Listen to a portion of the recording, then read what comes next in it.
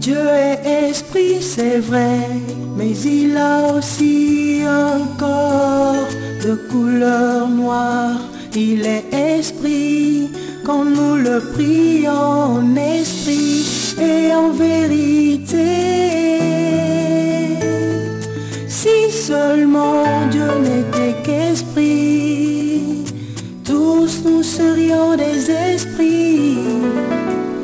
Car Jésus a dit, l'esprit n'a ni chair ni os.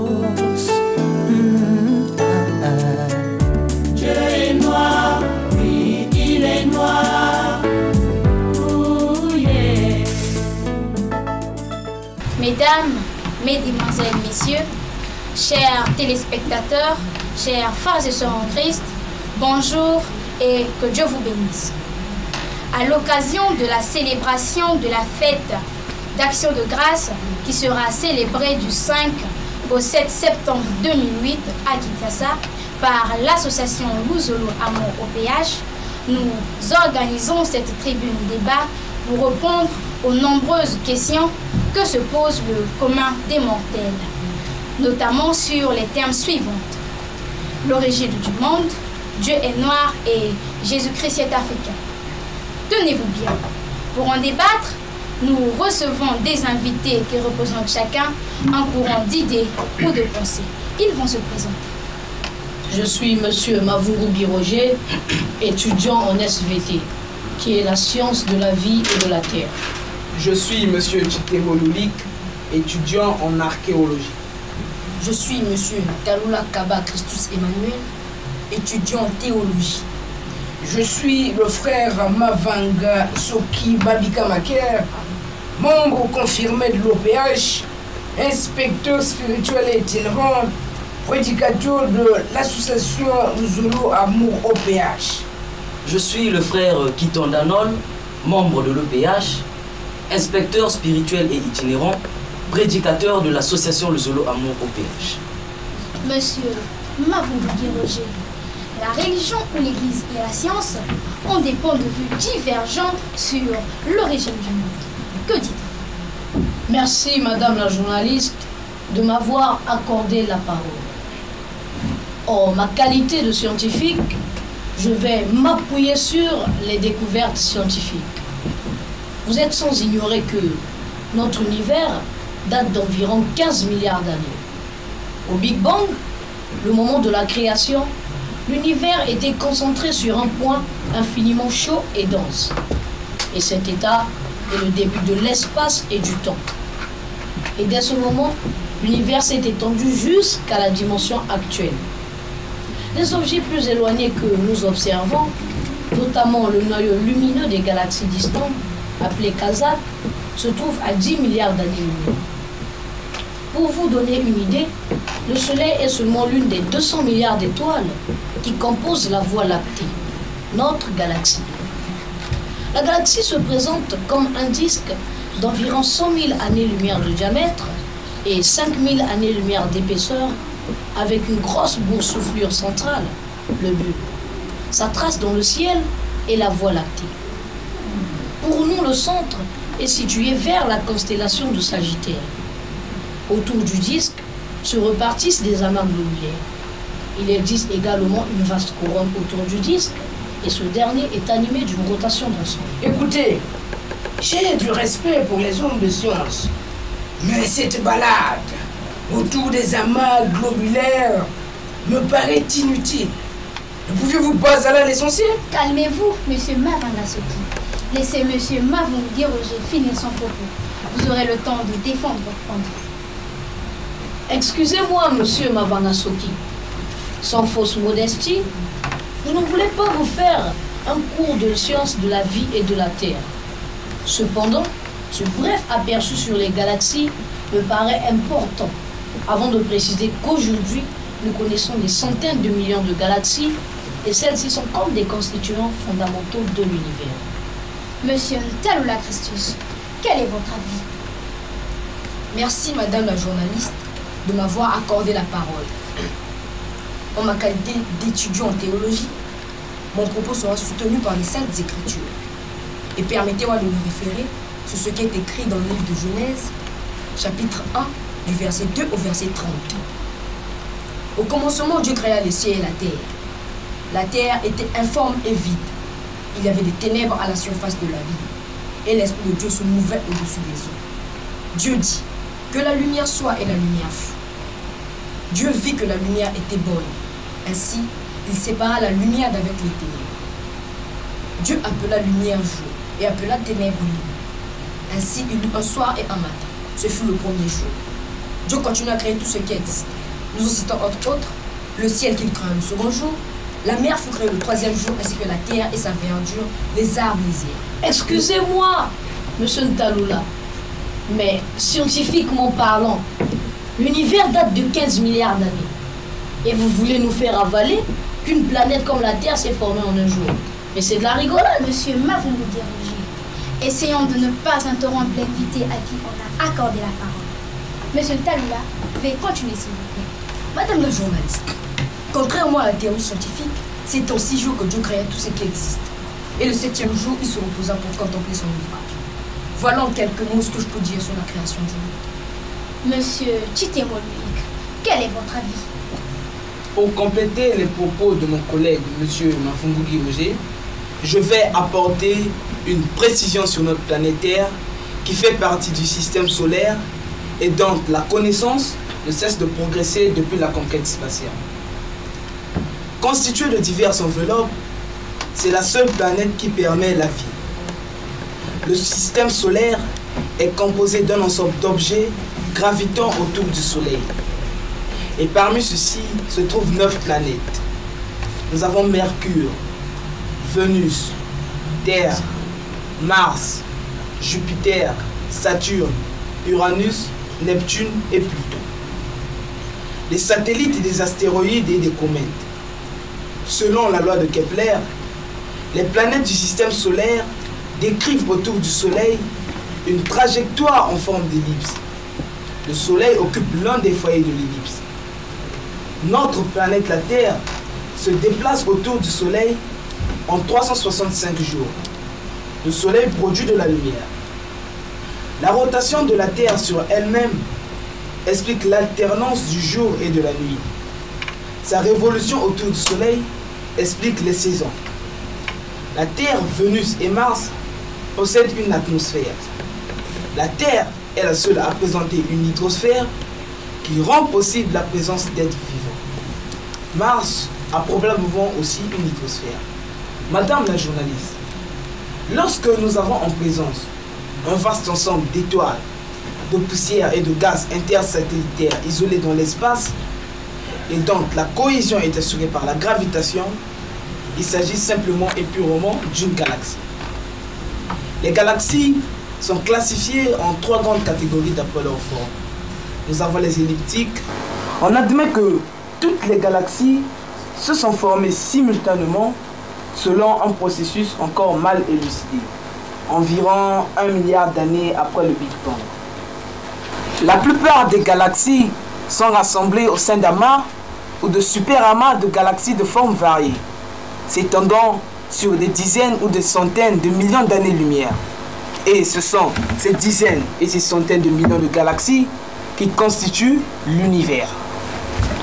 Monsieur Mavangasoki, que dites-vous sur la création du monde? Merci, madame la journaliste, de m'avoir accordé la parole. Nous convenons que grâce aux découvertes scientifiques et à la conquête spatiale, nous connaissons de plus en plus la complexité de l'univers qui nous entoure. On vient de nous parler de plusieurs éléments qui composent l'univers. Des étoiles à la galaxie, en passant par les satellites, les comètes, les planètes, notre système solaire, sans oublier le Big Bang, qui consacre la création. Eh bien, tout cela ressemble à la description d'un bel ouvrage, mais sans en avoir présenté l'auteur. La question fondamentale que le commun des mortels doit se poser est celle de savoir qui a créé ce bel ouvrage si complexe. que les scientifiques n'ont pas fini de découvrir les merveilles et la grandeur. Les éminents scientifiques que je viens d'écouter ne sont pas précis. Je citerai ce que M. Titembo Lulik vient de nous dire à propos de la formation des galaxies. Je cite, « On admet que toutes les galaxies se sont formées simultanément selon un processus encore mal élucidé. Environ 1 milliard d'années après le Big Bang, fin de station. » Excusez-moi, monsieur Mavangasoki. Croyez-moi, les travaux des recherches scientifiques ne sont rendus publics qu'après contrôle. Et cela peut prendre plusieurs années. Vérification très minutieuse. Et n'oubliez pas que nos recherches continuent sur l'origine du monde. Monsieur Titembo Lulik, laissez monsieur Mavangasoki finir son propos. Excusez-moi, monsieur Titembo Lulik. Ne vous culpabilisez pas. Vous faites là un grand travail. Mais en toute chose, il y a des limites. Et c'est à juste titre que nous disons que l'homme de la Terre, scientifique, chercheur, astronaute soit-il, avec son intelligence limitée, ne peut sonder le mystère caché de la création de l'univers. Revenons sur le créateur de toutes choses, visibles et invisibles, de l'univers qui nous entoure. Le créateur, disais-je, est l'éternel Dieu d'Abraham, Dieu d'Isaac, Dieu le Dieu de Jacob, le Dieu de Guy-Émile, Lufua Setigwabo, l'homme de Kibossi. Dieu créa l'univers dans toute sa complexité, comme il est écrit dans le livre de Genèse. Mon frère interlocuteur Christus, on a parlé tout à l'heure. Mais ce que les Saintes Écritures n'ont pas précisé, c'est le lieu d'où Dieu créa le monde. Eh bien, cette confidence, Dieu l'a révélée à un homme, son missionnaire, son représentant légal sur terre. J'ai cité Guy-Émile Lufua Setigwabo, l'homme de Kibossi. Tenez-vous bien, au commencement, Dieu créa le monde à partir de l'Afrique centrale, plus précisément au Congo-Brazzaville. Les chercheurs, les astronautes, avec leur intelligence limitée, sont imprécis. Et le missionnaire de Dieu, Guy-Émile Lufua Setigwabo, apporte la précision et affirme que le monde entier a été créé par Dieu à partir du Congo-Brazzaville. Et depuis le 20 mai 1992, Dieu est revenu s'implanter définitivement dans le pays de la création au Congo-Brazzaville, plus précisément à Kibosiga, et plus exactement au Moukarikari, où il est descendu sous la forme d'une grande et terrible lumière. En effet, l'étoile de David qui avait guidé les rois mages, là où l'enfant Jésus était né, cette étoile s'est déplacée de l'Orient en Afrique et s'est implantée définitivement au Congo-Brazzaville. Excusez-moi, monsieur Mavangasoki, mais madame la journaliste, vous ne m'avez pas invité ici pour me parler des étoiles filantes que j'observe souvent avec mon stroboscope.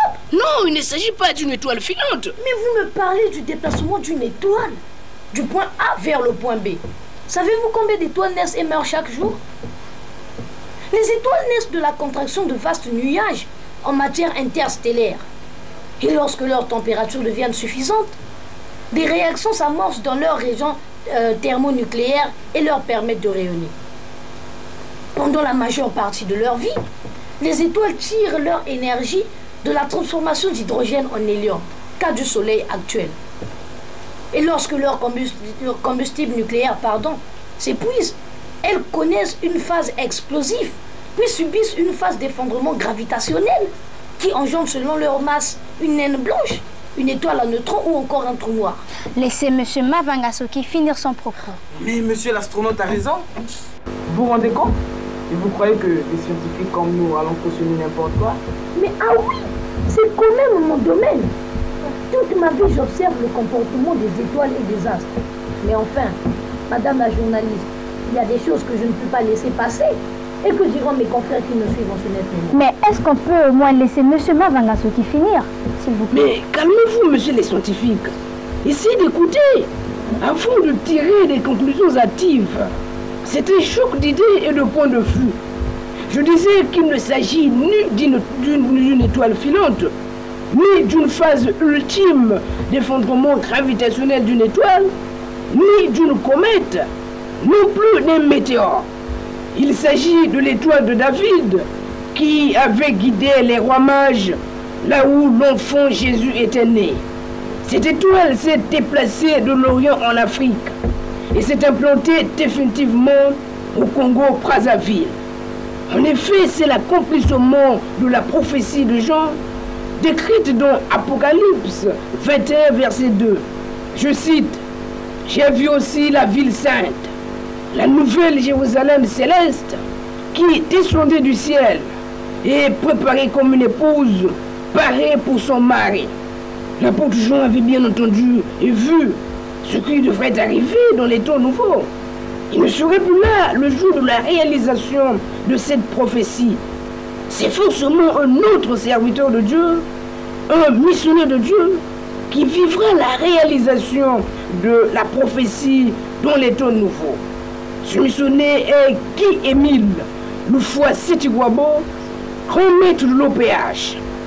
La nouvelle Jérusalem céleste qui descendait du ciel.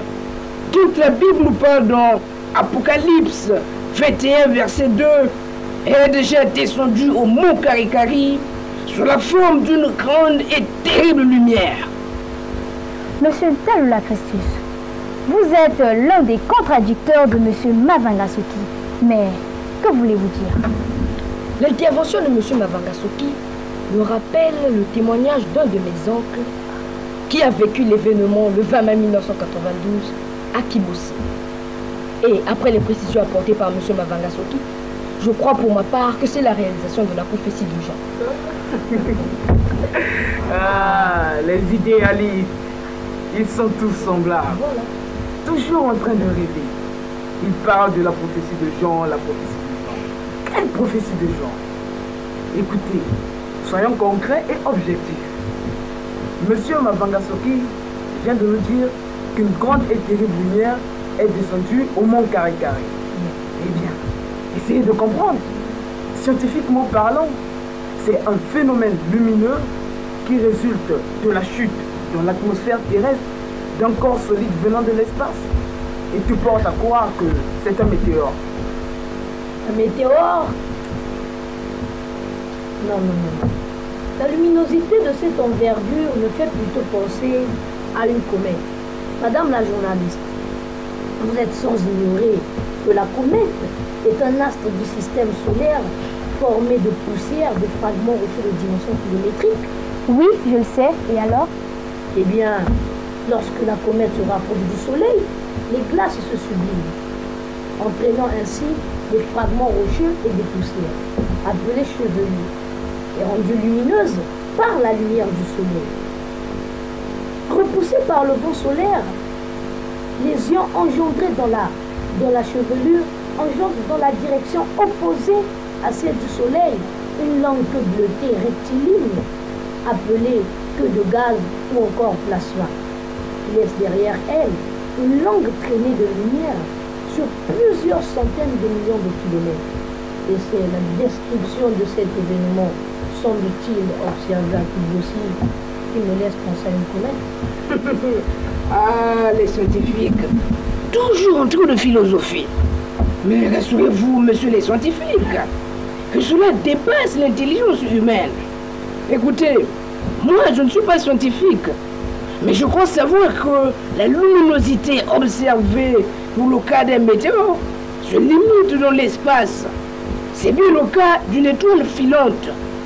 De même, la chevelure lumineuse de la comète longue de plusieurs kilomètres est observée dans l'espace.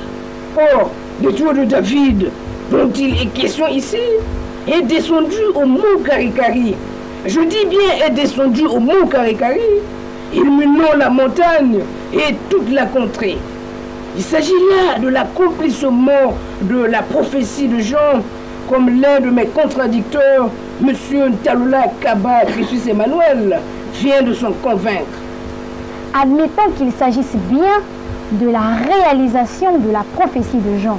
Mais comment le grand maître de l'OPH, Guy-Émile Loufoua-Seti-Kwabo, que je commence à découvrir, l'a-t-il vécu? Très bonne question. Pour répondre à votre question, je vais paraphraser le grand maître de l'OPH qui a vécu l'événement lui-même. Voici ce qu'il dit.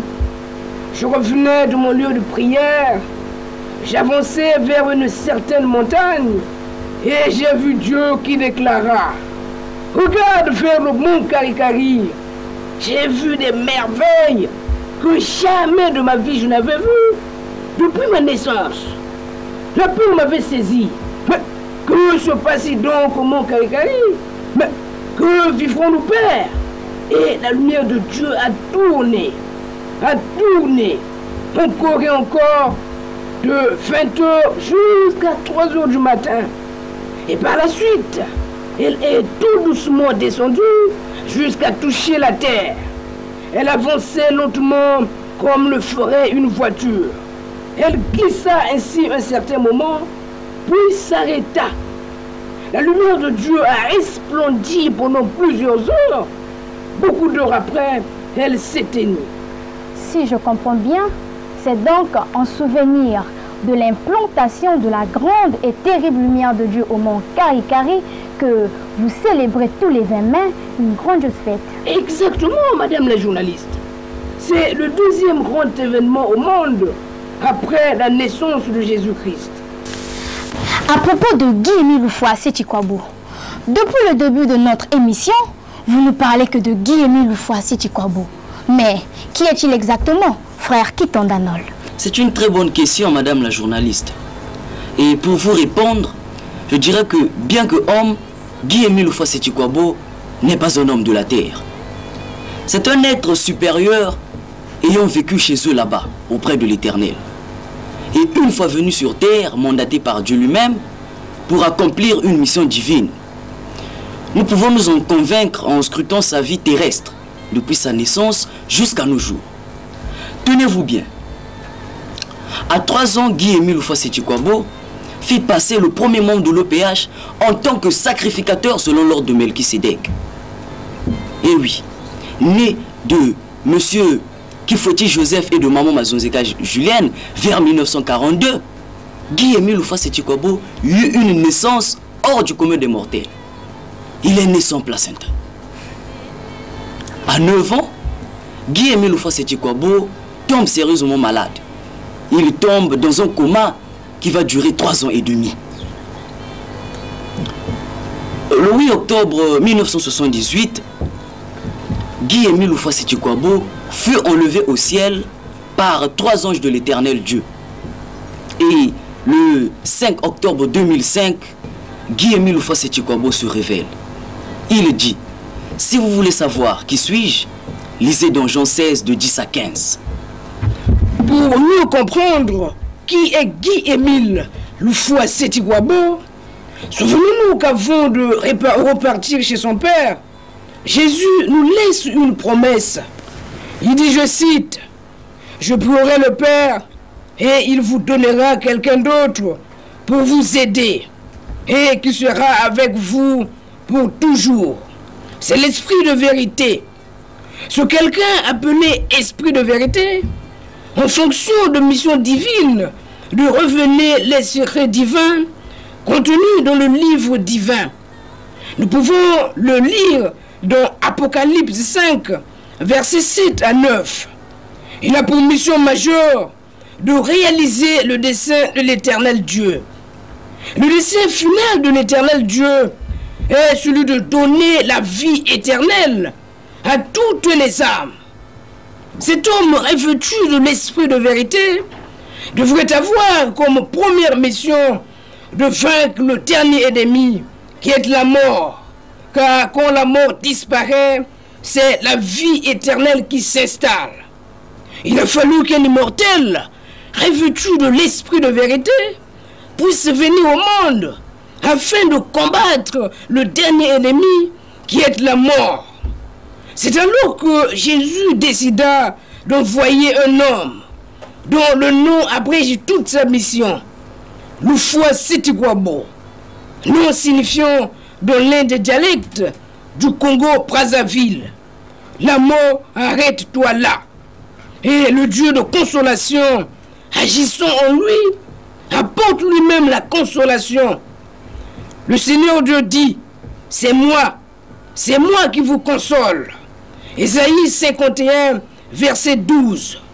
Et Guy-Émile Loufoua Sitikwabo, après décision divine, est envoyé sur terre par décret divin pour accomplir une mission divine.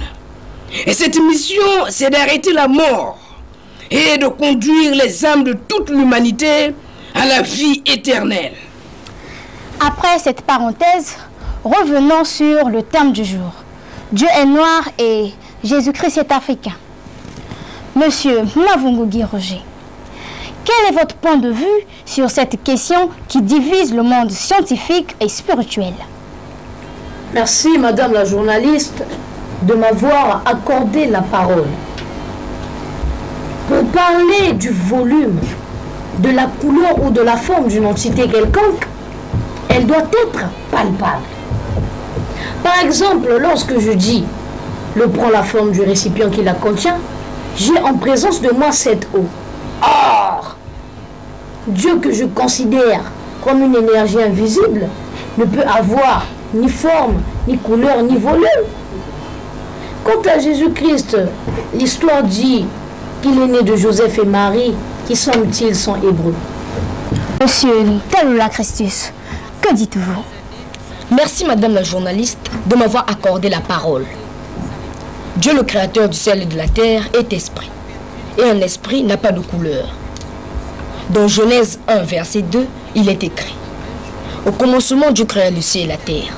La terre était informe et vide. Il y avait des ténèbres à la surface de l'abîme, et l'Esprit de Dieu se mouvait au-dessus des eaux. Quant à Jésus, lorsqu'on parcourt sa généalogie, telle qu'elle est décrite dans Matthieu 1, de 1 à 25, depuis le patriarche Abraham, jusqu'à la déportation du peuple d'Israël à Babylone, et de la déportation à la naissance de Jésus, rien ne nous prouve l'africanité de Jésus. Monsieur Mavangasuki, quel est votre avis? En 2004, lorsque Guy-Émile Loufoua Sitikwabo remet l'OPH, révélait que Dieu est noir et Jésus-Christ est africain, le monde fut scandalisé. Aujourd'hui, les langues se délient et plusieurs personnes approuvent cela. Mes frères Kitandanol, que dites-vous? Je dirais, madame la journaliste, qu'il est vrai que Dieu est esprit, comme le déclarent les Saintes Écritures dans Jean 4, verset 24. Mais Dieu a bel et bien un corps. Dieu a un corps. Pouvez-vous nous le démontrer? Bien sûr, madame la journaliste. Dieu a des mains et des oreilles. Comment? Des mains et des oreilles? Oui, madame la journaliste. Ce n'est pas moi qui le dis. C'est écrit dans les Saintes Écritures, notamment dans Ésaïe 59 au verset 1. Il est écrit, je cite: la main de Dieu n'est pas trop courte pour sauver, et ses oreilles ne sont pas trop dures pour entendre. Fin de citation. J'aimerais aussi que vous puissiez savoir que Dieu a une bouche. Comment? Une bouche? Oui. Non, vous rigolez ou quoi? Non, madame la journaliste. Dieu a une bouche. C'est pourquoi il appela Moïse du milieu du buisson ardent. Moïse, Moïse. Et Moïse répondit: me voici. Nous pouvons le lire dans Exode 3 au verset 4. Dieu a des yeux et des oreilles. Non, vous aussi quand même. Les yeux et les oreilles? Oui, madame la journaliste. Ça ne doit pas vous étonner, puisque c'est écrit dans le psaume 94 au verset 9. Le Seigneur qui a planté les oreilles, n'entend-il pas? Si. Lui qui a fait les yeux, est-ce qu'il ne voit pas? Si. Et Dieu a des pieds. Comment? Des pieds? Oh, madame la journaliste. Mais non, je ne comprends pas. Mais à chaque fois que je vous cite des passages bibliques, vous vous étonnez. Quoi, vous n'avez pas une Bible chez vous, quoi? Si, j'en ai. Mais alors, lisez dans Zacharie 14 au verset 4. Il est écrit, je cite: ses pieds se poseront en ce jour sur la montagne des Oliviers. Fin de citation. Vous conviendrez avec moi, madame la journaliste, qu'à travers ces passages bibliques, nous voyons bien que Dieu a un corps qui lui permet d'apparaître à ses missionnaires. Dieu a un corps qui lui permet d'apparaître à ses missionnaires. Mais à qui est-il apparu? Très bonne question. Dieu est apparu à Abraham lorsqu'il venait lui annoncer la naissance d'Isaac et la destruction de Sodome et Gomorrhe. Nous pouvons le lire dans Genèse 18, au verset 22. Dieu est apparu à Jacob dans son songe à Bethel. Nous pouvons le lire dans Genèse 28, de 12 à 13. Dieu est aussi apparu à Guy-Émile Houphouët-Sétiquabo le 30 novembre 2003 à 22h55 lorsqu'il venait lui remettre le bâton de commandement. Admettons qu'il est apparu à tout ce monde. Mais quelle preuve avez-vous pour affirmer que Dieu a une peau noire comme la mienne? Vous savez, madame la journaliste, que les hommes de science affirment que l'Afrique est le berceau de l'humanité. Si. Or, nous savons bien que l'Afrique fut un continent habité exclusivement que par les Noirs. Parlons de la création de l'homme dans Genèse 1, verset 26. Dieu dit, « Faisons l'homme à notre image et selon notre ressemblance. » Pour mieux comprendre ce passage biblique, permettez-moi d'expliquer le mot « image ». Je vous en prie. Le dictionnaire nous dit que l'image est la représentation d'un être ou d'une chose par la photo ou le film. Prenons un exemple. Lorsque vous allez chez un photographe et que vous vous photographiez, vous regardez sur la photo votre image et cette image vous ressemble. Prenons un deuxième exemple. Lorsque vous prenez un miroir et que vous vous mirez, vous regardez sur le miroir votre image et cette image vous ressemble. Revenons sur la création de l'homme dans Genèse 1, verset 26. Dieu dit, « Faisons l'homme à notre image et selon notre ressemblance. » Or, cet homme Adam que Dieu a créé à son image a pour berceau l'Afrique noire. Ce qui veut dire qu'il est donc noir. Mais enfin, madame la journaliste, réfléchissez un peu. Si Adam est noir, Dieu qui l'a créé à son image est donc aussi noir. Écoutez, ce n'est pas en faisant cette déduction que vous allez nous convaincre, ainsi que les nombreux téléspectateurs qui nous suivent. Il nous faut des passages bibliques pour nous convaincre. Vous voulez donc des passages bibliques? Exactement. Donc je vous conseillerais d'aller lire dans Ézéchiel 40 au verset 3. Il est écrit, je cite, « Il y avait un homme dont l'aspect était comme l'aspect du bronze. » Dans Daniel 10 au verset 6, il est écrit, je cite, « Je levai les yeux, je regardais, et voici il y avait un homme dont les jambes et les bras ressemblaient à du bronze poli. » Il y a aussi un troisième passage biblique, madame la journaliste, si vous en voulez bien. Je vous en prie. Dans Apocalypse 1 au verset 15, il est écrit, « Je vis quelqu'un qui ressemblait à un fils d'homme, et ses pieds étaient comme du bronze ardent. » On s'aperçoit que l'homme vu par Ézéchiel et Jean est le même que celui de Daniel. Sa couleur est comme le bronze poli. Or, le bronze attire vers le noir et non vers le blanc. Permettez-moi une question, madame la journaliste. Une question? Les questions, c'est moi qui les pose. Oui, je sais, mais je veux quand même la poser. D'accord, allez-y. Après ces quelques passages bibliques que nous venons de citer, que pourrait-on conclure? Vos réponses sont très convaincantes. Il n'y a aucun doute et c'est clair que Dieu est noir. Mais, Frère Tonanol, avant de terminer, pouvez-vous nous dire quelque chose sur l'africanité de Jésus? À notre avis, Jésus-Christ est africain. C'est la vérité la plus facile à comprendre. Puisque Marie, la mère de Jésus, fut égyptienne et donc africaine. Aussi, le miracle des 3 bergers de Fatima en 1917 apporte un témoignage éloquent sur l'africanité de Marie, la mère de Jésus. Si donc, la mère biologique de Jésus est égyptienne et donc africaine, son fils Jésus est forcément qui? Africain. En matière de télévision, l'heure c'est l'heure. Il ne nous reste plus que quelques minutes. Monsieur Mavungu Roger, votre dernier mot. Je suis très content d'avoir pris part à cette tribune débat. Espace de communication favorable pour le choc d'idées. Ce genre d'émission devrait se poursuivre. Et je saisis l'occasion pour très sincèrement remercier la journaliste que vous êtes. Merci. Monsieur Chitembo Lulik, votre dernier mot. Je vous remercie de m'avoir invité à cette tribune débat qui m'a permis d'apprendre. À l'issue de cette tribune contradictoire, malgré que je sois scientifique, je crois au message véhiculé par le grand maître de l'OPH. Monsieur Ntalula Christus, votre dernier mot. Dieu n'est pas muet et il continue de parler de nos jours. Mais la Bible ne peut contenir la révélation de ces temps-ci. Durant cette tribune, j'ai complété mes connaissances dans ce domaine et j'ai beaucoup appris. Frère Kitandanol, votre dernier mot.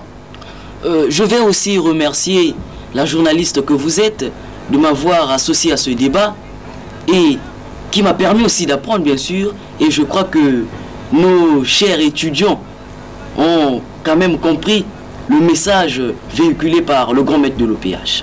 Merci. Monsieur Mavangasoki, que dites-vous en guise de conclusion?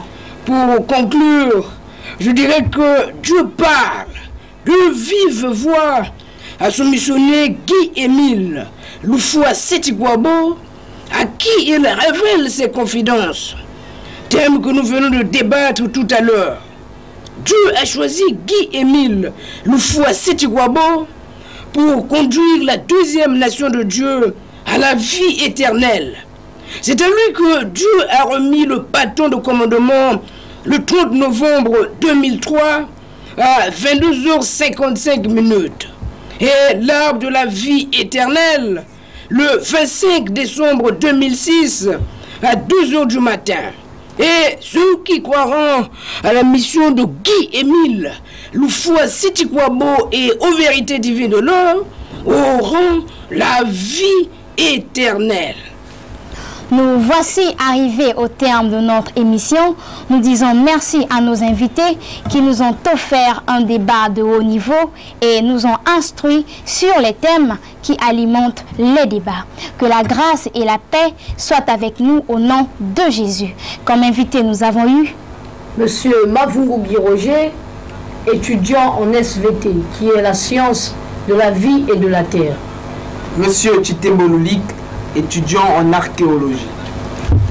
Monsieur Ntalula Kaba Christus Emmanuel, étudiant en théologie. Frère Mavanga Souki Mabika Maker, membre confirmé de l'OPH, inspecteur spirituel itinérant, prédicateur de l'association Luzolo Amour OPH. Le frère Kitandanol, membre de l'OPH, inspecteur spirituel et itinérant, prédicateur de l'association Luzolo Amour OPH. devant le micro Sitou Bertoni, journaliste de DVS+, qui vous dit tous au revoir.